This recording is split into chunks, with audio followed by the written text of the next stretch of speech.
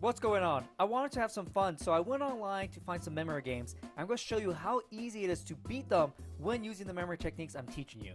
So this is the memory towel game, I guess, and I do remember playing this when I was a child, and it seemed a lot harder back then than it does now. So the idea of this game is to, make pairs. So you flip cards over, they don't match, you flip them back.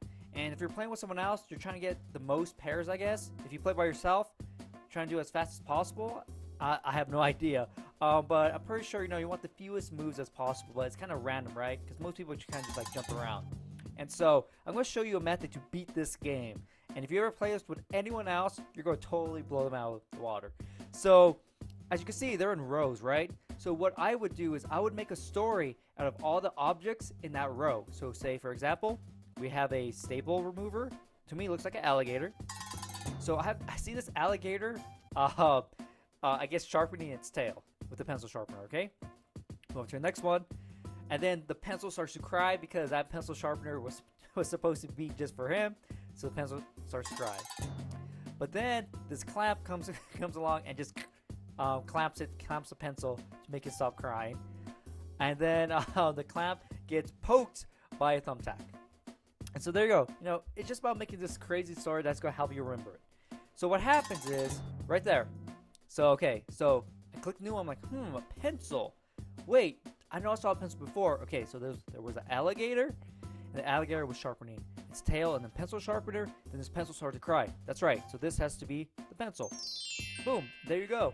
And so essentially, you're just going to make these stories out of all the different rows, or if you want to, you can make one big story out of all the objects. It's totally up to you. And of course, if you have, this is a 5x4, so there's 20 different tiles. If you have a 10x10, you're going to have 100 tiles. But it's still the same process that you're doing. It's still the same method where first row, make a story between all the images in the first row. Then go to the next row. Or if you want to, make one story with 100 different objects in it. It's totally up to you.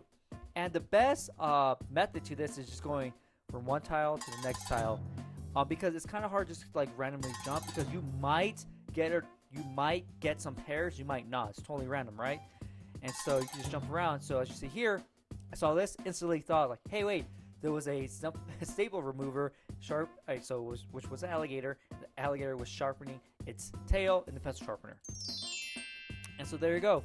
And of course, if you're playing with someone else, all you have to do is just remember, make a story between that thing, because the person's probably not going to go in order like you. Probably just going to be jumping around and trying to get it right. And so you can just make your little stories, in the corresponding places.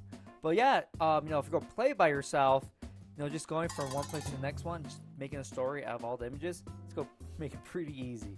And so yeah, like right there, right? I wasn't even paying attention. You just find the pairs really fast. And I like going back and looking at these different games. And I'm like, man, if I had memory techniques back then, I would never have lost.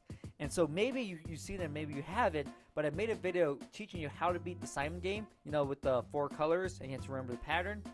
And I actually tried to go for the record. I don't know what the record was, but I went a very, very long time. And it was just getting kind of tedious, It wasn't really challenging, because I was just, making the story and adding to the story each time a new color came up. And so, it kind of got boring after a while. I was like, I'm done. So this memory game, it's not really challenging your memory at all. You're just trying to remember random positions. It's not really a good test or good use of your time to play at the memory tile game. And so, I just want to show you how to beat these memory games, but also give you my honest opinion if they're really going to help you or not. It'd probably be fun just to kind of test it out, right? The method I just taught you, just test it out, see how well it works. If you can actually get it done without making any mistakes, besides, try to get random pairings.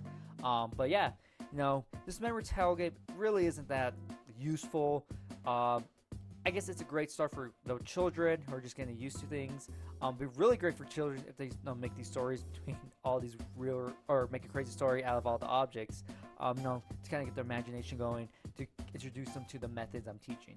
But yeah, so I'll look around trying to find another memory game to kind of show you, and hopefully it's one that I actually think it's really useful for you to actually just practice it, because it really does test your memory.